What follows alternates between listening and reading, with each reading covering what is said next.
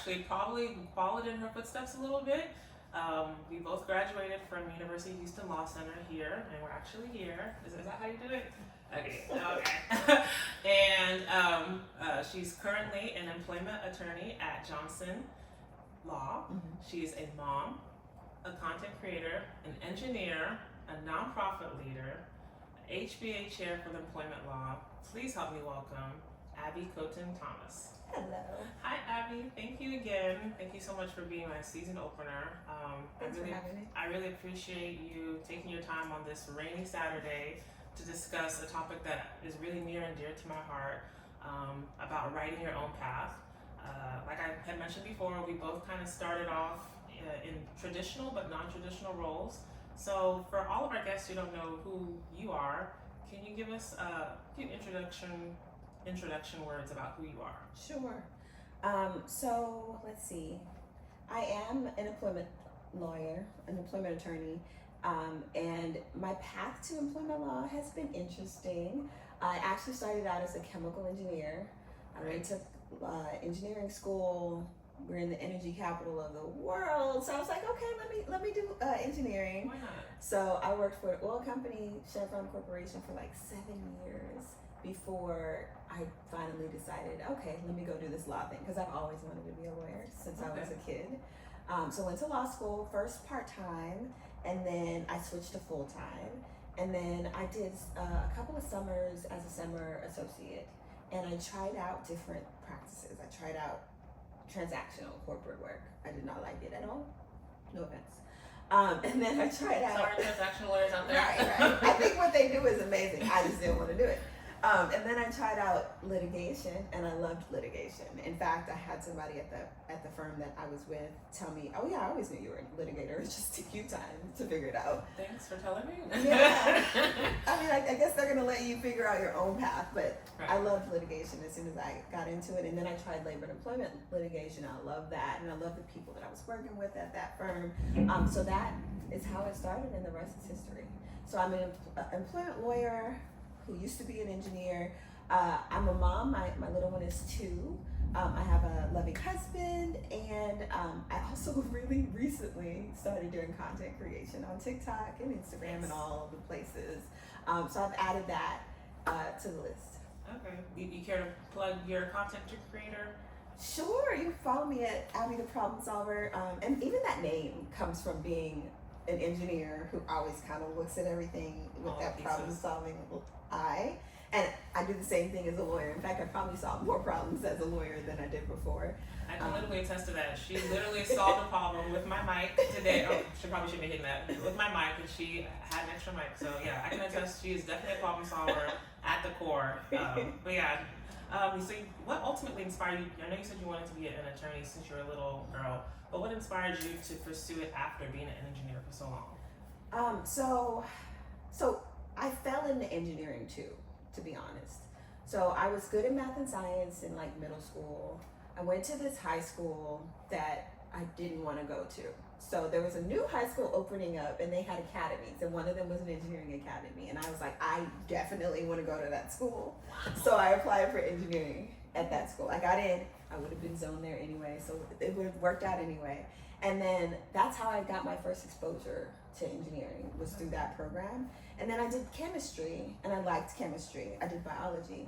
Wow. Hated biology. That's why I'm not a doctor. That's where the road stops. Yes. No. Okay. So then, because I had seen chemistry engineering, I was like, okay, chemical engineering it is. And I applied to schools, and I could have gone to U of H, UT, A&M. I applied to all of them. U of H kind of made the most sense for me at the time. And it was the best way to go through school with the least amount of loans. So that's how I started. And then being in Houston, all of the jobs, like I had co-ops and summer internships and scholarships from oil and gas companies. Mm-hmm. So I just, I followed the money in a way and liked the money. So I started out my career at Chevron, and something about like getting on the corporate ladder, you just want to keep going up the corporate ladder. So I did that. It's addictive. It kind of is. And also, you do it for yourself, but you do it for your family. You do it for your community. You do it to prove that it can be done. So I got into a little bit of that at Chevron. And Chevron is was a lovely company. I assume it still is. Yeah. But a lovely place to learn, a lovely place to start my career. I learned so many different things across like areas that I still use to this day. But that's kind of how I got into engineering and why I stayed for so long, because of the money, because of the success I was seeing, and wanting to do it for my family.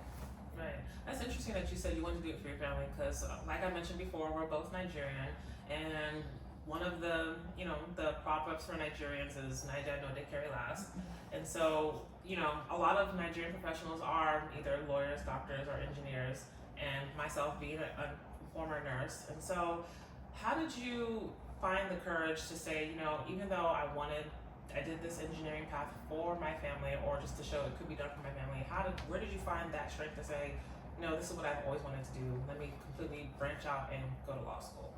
So when I say I did it for my family, I have to say I've heard from a lot of Nigerians with Nigerian parents who kind of pushed them in a certain direction, and that wasn't the case for me. No. Okay. I was just always like on it and always trying to do this and do that. And so my parents are like, yeah, do that. Yeah. So that's how I ended up in engineering. Okay. That's how I decided I wanted to do law.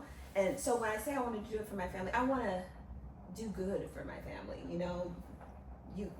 Nigerian parents want us to be successful, and our success is a positive impression for our community and our family. Right. But I will say when I decided to quit Chevron in 2012, when oil was, I don't know, probably $100, it was the height of the oil boom.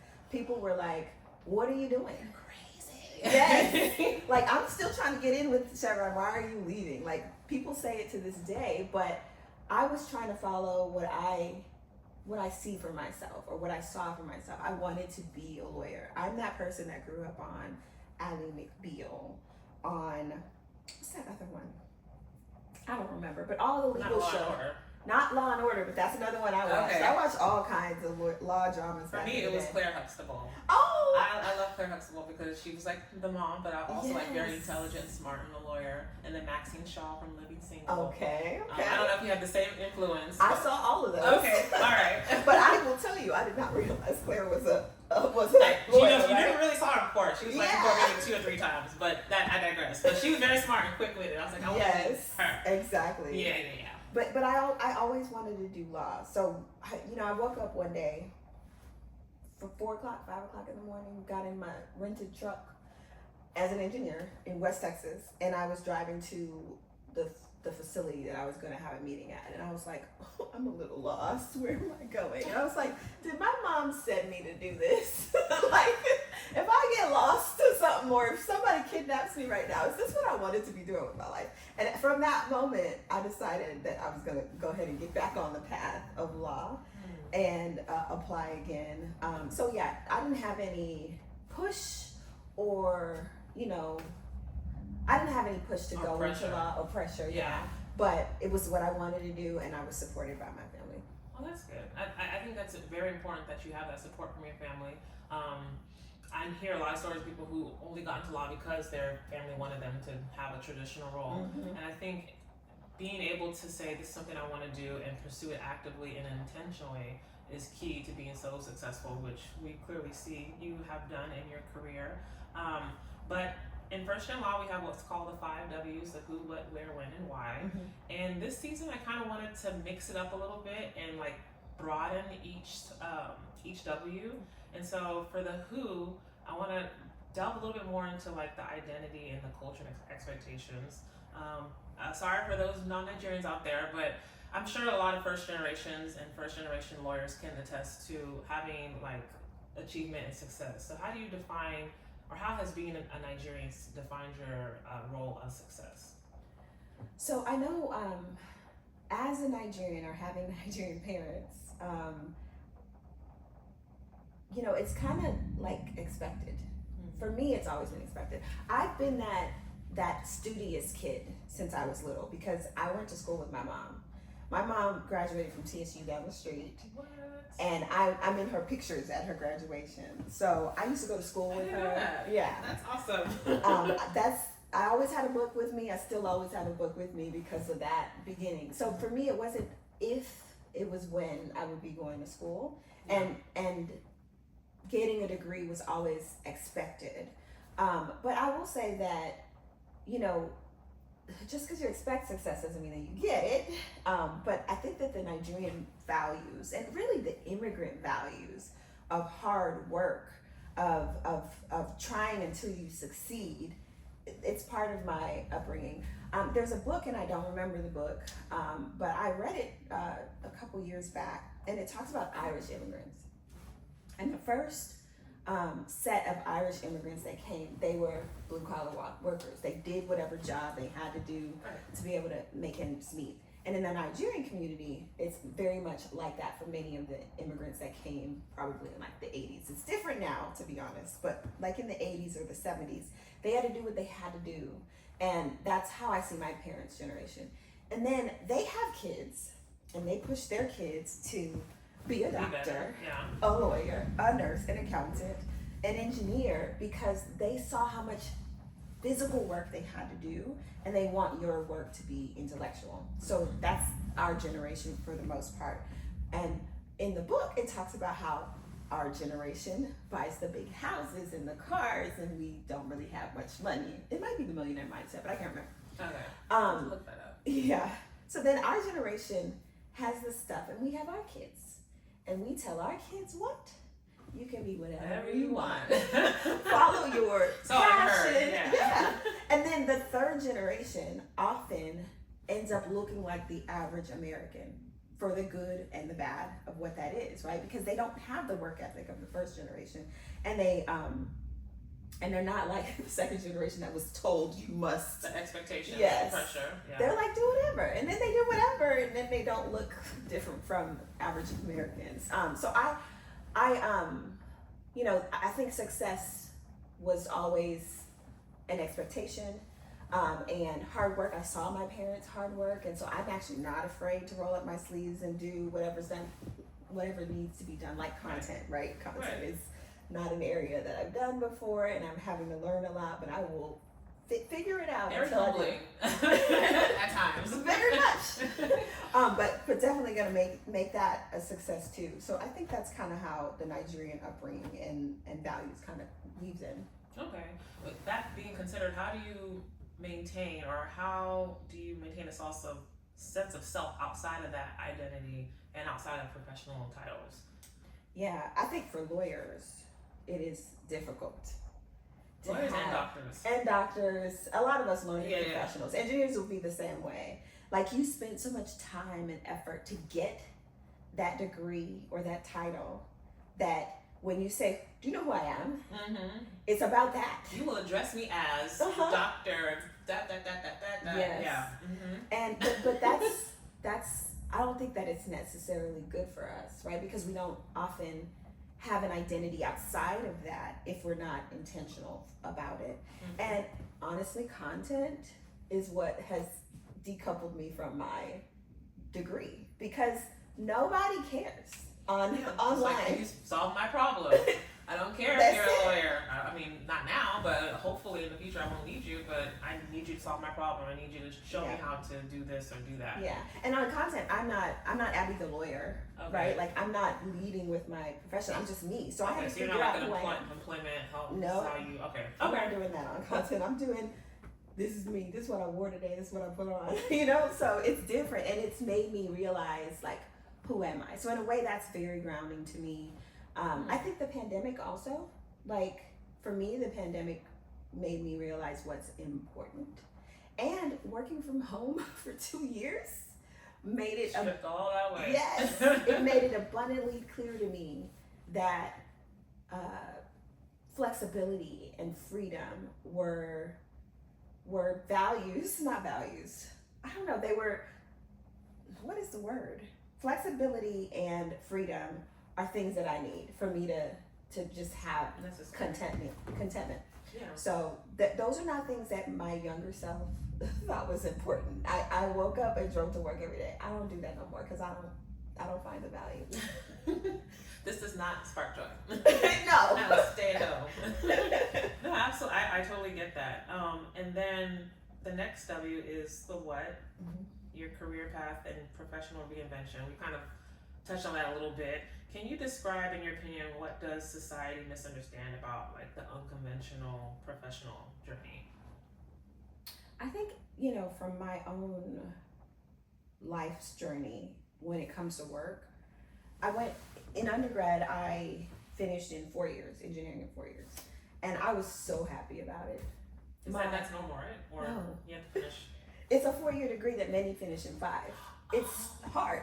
And so for me to finish it in 4, I skipped a lot of things. Like I skipped social things and I was up all night and I was stressed and all of that. Sometimes I wish if I had gone back, I would just like take it easy a little bit more. But finishing in 4 years didn't do nothing. I mean, I did earn money for another year that others didn't, but my degree is the same as theirs, right? I went to law school part-time and I worked full-time and then I switched to full-time. But the degree I got, whether I got it in 3.5 years like I did, or 3 years like some people do, or 4 years like some people do, it's the same degree. Right. So I think your path is your own, really. And you're the only one that cares, right? Like they look at your resume and they look at your GPA and those things matter, but I don't know that the timing matters, that you got it in 2012 versus 2013 versus 2014 matters. And so I think people should take some time to enjoy the view when you're along that path. Because I know when you're in it, you really just want to be done with it, right? Especially when you're paying for it. Tell me about it. Yes. But the relationships that you make along the way are important with your fellow classmates, with your professors, the deep understanding of the material. Because I mean, I don't think we do that anymore. In fact, we don't do Cliff Notes, right, anymore. But what we do now is AI. Right? And AI will get you the right answer, but did you understand it? And when you're in practice, will you be able to recall it? So I think you should, when you're in it, be in it and enjoy it and learn from it, etc. And I don't think that timing matters as much. So I think that would be my answer. That's interesting because now I think about it, economics is not engineering, but it's normally in 4 years. I finished it in 3 years because I also wanted to make money to get out of undergrad. And then I did my JD full time because I had the option to do part time. I was like, let me just be done. And then after doing that, I realized, why did I stretch myself so much? Let me go back and get my LLM, which is what I really wanted to do in health law. And they were like, yeah, you can do your LLM in 3 years. However long you want. I tried to do it in 3 years, but then I saw how much it cost to do for next year, so I said, let me go ahead and finish it. But at the time, I had initially thought, you know what, I'll take my time with this because I really want to absorb. I really want to learn what it is that I came here for. And so I think that's so key to, like you said, take your time. I don't know why when we're younger we want to speed things up, and then when we get older we realize, oh, I should took a little time with this. That's the regret you have when you're older is, man, why didn't I enjoy that more? I didn't enjoy that. But I 100% agree with you. Like sometimes you really do got to take the time to enjoy the view. And that's what this hopefully this entire season will be about. It's just kind of like reclaiming your time, reclaiming your energy, reclaiming your purpose in your law career. And so I don't know if y'all can hear the thunder in the back. That was kind of honest. But I do find that it's very important, especially now in today's society, to really take time to absorb and find out what matters most to you. Yep. So with that being said, the next W is the where.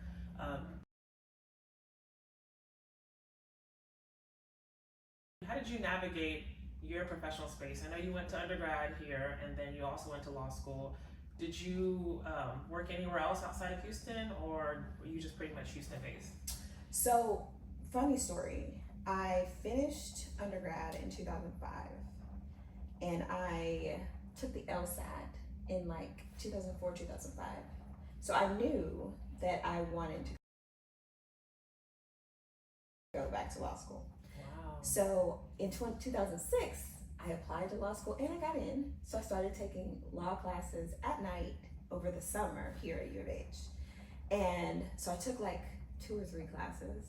And then at work, I got this opportunity in California and I could not pass up that opportunity. So I was like, let me just do 1 year leave of absence or just like defer law school. And I moved to California.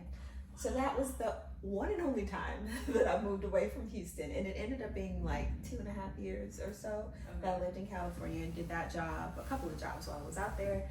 And then I came back. And then I came back and all this time I was working at Chevron. And I had a different role when I came back. And I was like, I'm not gonna do law school again until I'm ready to do it. Like I'm not gonna have a job that will move me all the way in. Yeah. So that's why I started again. I think it was 2010. Yeah, I think it's 2010 that I started law school again, and I had to start all over. I was gonna say you had to retake classes. I had to retake the LSAT. I took the LSAT again. You had to retake the LSAT. Yeah, it's only.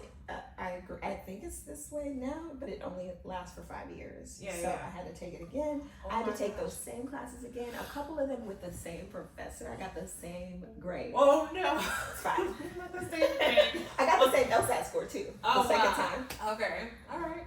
You should have it. You're like, can I come back in? And they said yes. So the rest is history. Wow. Okay. And so, how do you feel that, like, well, it wasn't technically a sabbatical, but like that break from California shaped your desire to stay in Texas? Oh yeah.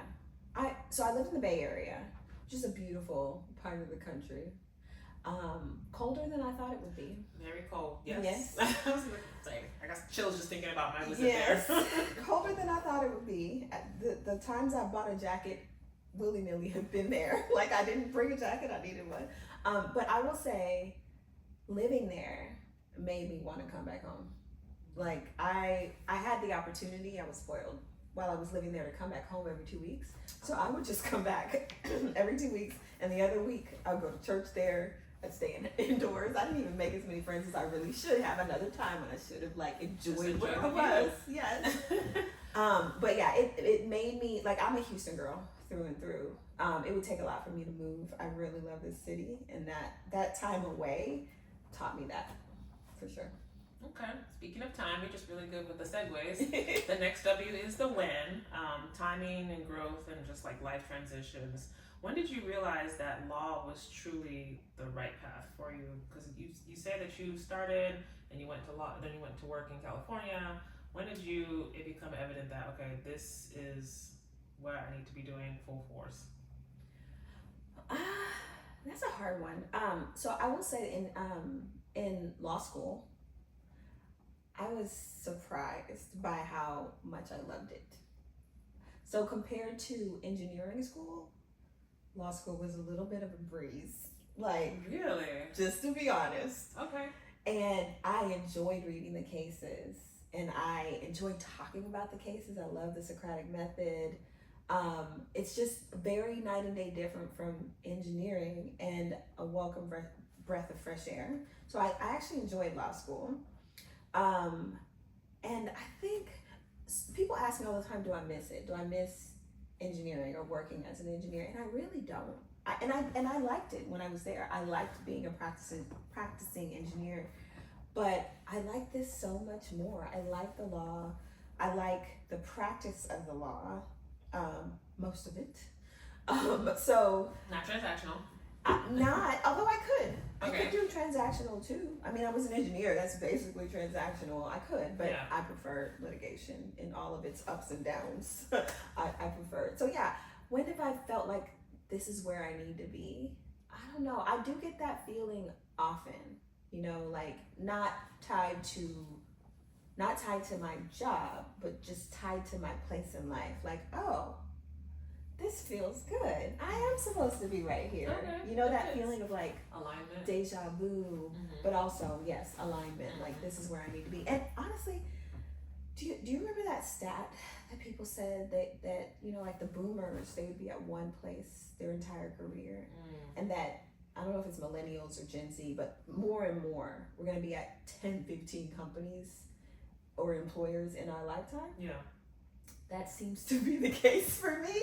Really? And I still have that feeling like, yes, this is where I was supposed to be. This fork in the road, or this, change in path was still where I was supposed to be. And I like to say that all things work together for my good. Like every single stop, every single point in the path is working for me. Okay. And then as far as like employment law, what led you to that area? So I as a summer associate, I did litigation, liked it. I started my career at Haynes and Boone LLP, and honestly, to date, my favorite group of people that I've worked with at once. So there was a good 3-4 years span when it was just like, when I think about it, I think it's because I was so green, right? I was just out of law school, learning a lot. Yeah. People had a lot to teach me. Yes. Steep learning curve. Yes. Sure. Yeah. But I enjoyed it. I enjoyed everyone that I worked with. So I think that time was, I forgot the question. Hold up. What was it? What led you to employment law? Yes. Okay. Thank you. Let me bring it back to the question. So during that time, that was with other employment lawyers who had more experience than me. So, and it's big law. So I worked a lot of hours. I was always in the office. I would get there early, leave late, but I enjoyed it. I enjoyed the people I worked with. I enjoyed learning from folks. A lot of the things that I learned in that role, I still know. I still call upon when I'm working right now. Right. So it was a good foundation. Yes, very much so. But that's where I learned employment law, and that I was there as a summer associate, and so I had the opportunity to do regular litigation and to do employment litigation, and I liked both, and I liked employment. So in my role right now at Johnson Law, we're a smaller firm, and we do mostly work for businesses and corporations. And so I actually get to do a little bit of everything. So I do. So that's what led you to employment law.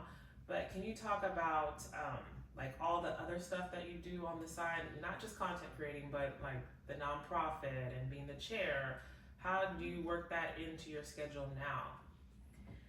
So I think I've been the person that's active since high school. I've always been active in lots of different things. And I don't know, maybe there's something wrong with me. I don't feel like life is full unless I got a few things going. Okay. So at the moment, no, in fact, let's not talk about the moment. Some of the things I'm proud to say I've done in my lifetime that some people would be surprised at. I owned a bar for a little while, Zanzibar, Houston. I learned from that. I worked there. I'm not worked there. I visited there a couple times myself. Yes. Niger staple for sure. Yes. A lot of people are surprised when they hear that, if they didn't already know. I learned a lot from that too. Nonprofit wise, I learned a lot in terms of the law or just in general? Everything. Okay. If I tell you some of the stories, I remember distinctly a Wednesday night being behind the bar with my bartender and telling the door guy to lock the front door because somebody had just had a fight and had been extricated from the building, and they looked like they were about to go to their car and grab a firearm. Insert, yeah. So we had to lock ourselves in, yes. Wow. And call the police, that type of thing. Okay.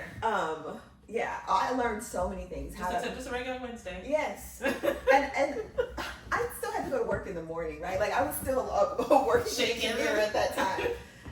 So I learned about managing people, financials, how to run a business successfully, marketing, all kinds of things in that.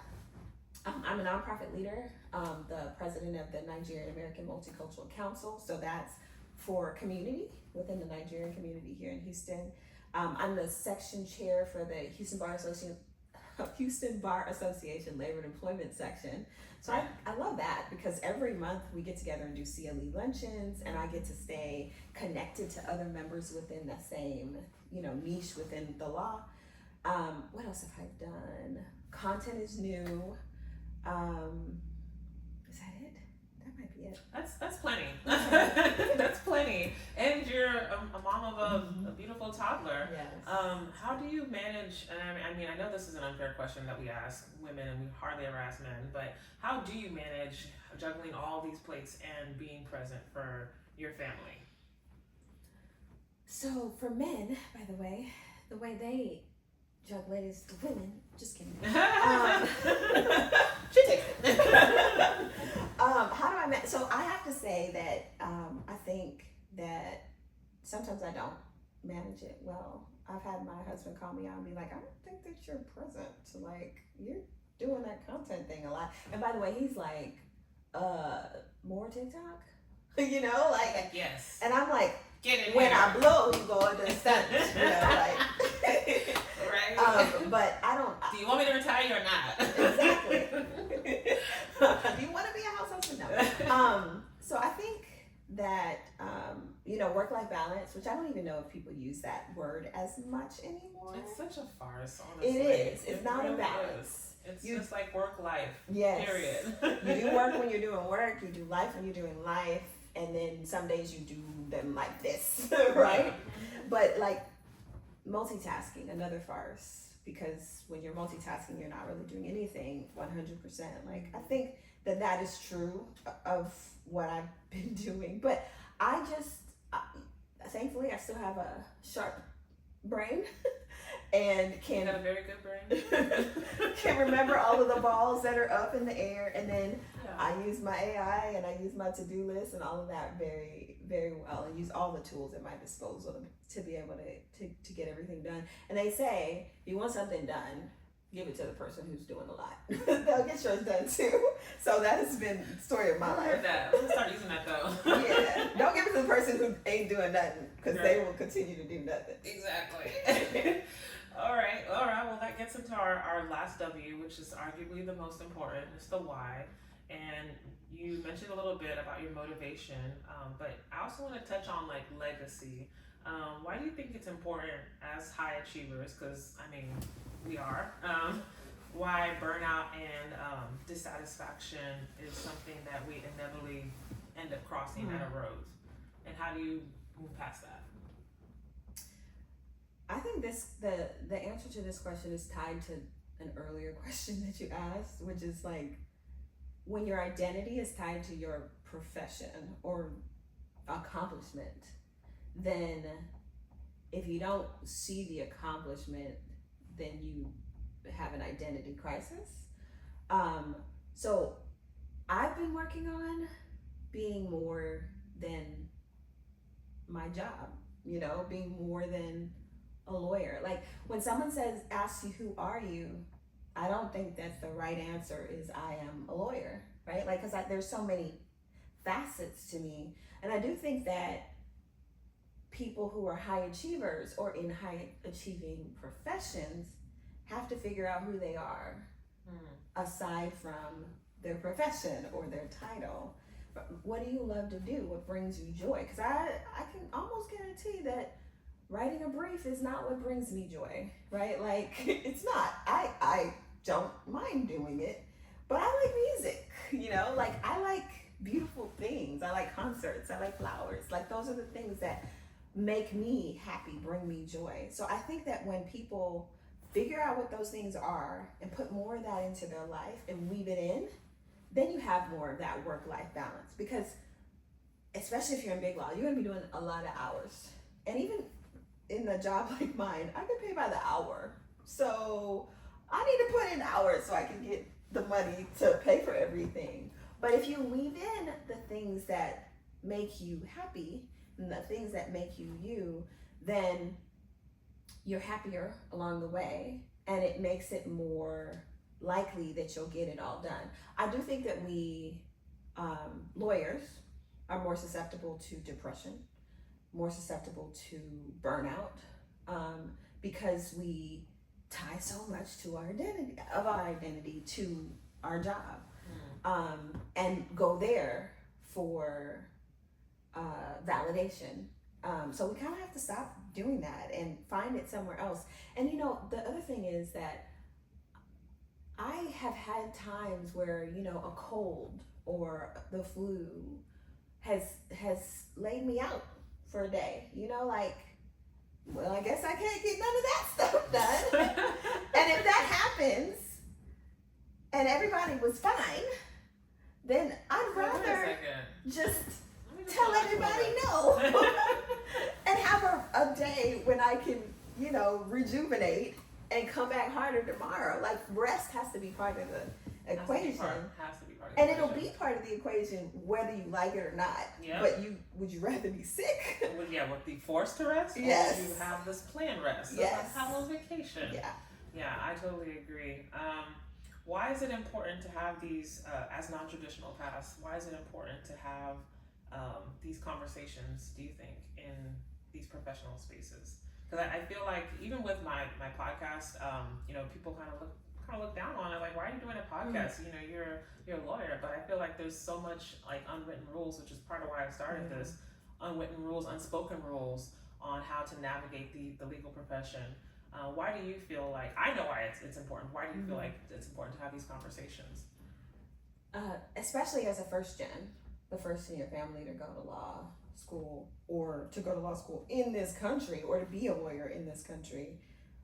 I think it's important that we talk through how we did it, but also I think it's important for those coming behind us to see someone who did it, right? Like, I didn't know any lawyers. I did know O.J. Lowell, right? Like, if you think about the lawyers that were lawyers 30 years ago in Houston, Olu McGinnis, O.J. Lowell, there's probably a few more people. Mm-hmm. So I did know of them and knew them. Right, but you didn't know the path. Yeah, in fact, their path may have not been the same as our path. Right. And also, you and I had to navigate it without help. Mm-hmm. But the next person doesn't have to navigate it without help. And I've mentored or answered questions for many a person that's gone to law school. I've also had people that are in my network go through that whole path without asking me a question. And that's fine. Either way is fine. But I'm always of the opinion that I'm going to ask and at least have a data point if I can. Even if I use it, or even if I don't use exactly. it. Just Whether have you use it or not. Data point. Yes. Exactly. And I think that we should be that for others. And it's going back to what you were saying earlier about using all your tools at your resources. I feel like as first gens, we have no tools. Right? Yep. And so, like, finding a mentor, finding someone that you can look up to and say, okay, if they did it this way, maybe I can do it that way, mm-hmm. but with a little tweak. Mm-hmm. It's so much helpful than just embarking on the path in the dark. Absolutely. And so I really appreciate you taking the time to discuss and open up season 4. Yay. But before I let you go, I always ask all my guests this one last question, and today's no different. The final question, or the motto of First Gen Law Pod is, you may be the first, but you won't be the last. And back to what we're saying, is just having that blueprint, having that data point is so important, and also recognizing that your path is lighting the path for someone else. So if you could tell young Abby all those years ago, before you started law school the second time, or you were full-time into it, you may be the first, or even someone who's currently like thinking of going to law school, what advice would you give to that your younger self, or to someone similarly situated? You may be the first, but how would you complete that sentence? Those that came before you did not have 2 heads. You can do it too. I love it. That's going back to another African proverb that I'm sure your mom or the parents have said to you. Do they have 2 heads? Like, they're not. No, everybody is born with everything that they need to succeed. Essentially. But yeah, I've always ministered that to myself when I was in law school. I'm like, okay, well, somebody finished this. Yes. So they didn't have 2 heads, so I can do it too. Yeah. But yeah, that's really important. Thank you so much, Abby, for your time, for being the first guest again for season 4. If people need you to solve their problems, where else can they find you? Abby the Problem Solver. Everywhere, online. Okay. I tell people, look, if anybody's really looking for me, they'll find me. Right. I'm out there. And then on LinkedIn, is it okay to put your LinkedIn and all that stuff in? Okay. Absolutely. Abby Kotun-Thomas. All right, season 4. We have really strong guests, so we've got to keep it going with season 4. So I'm really excited for this season, and hopefully hopefully we'll be able to record a lot more in person. But yeah, just thank you for being a wonderful guest, and we'll talk to you later, Christian. Bye.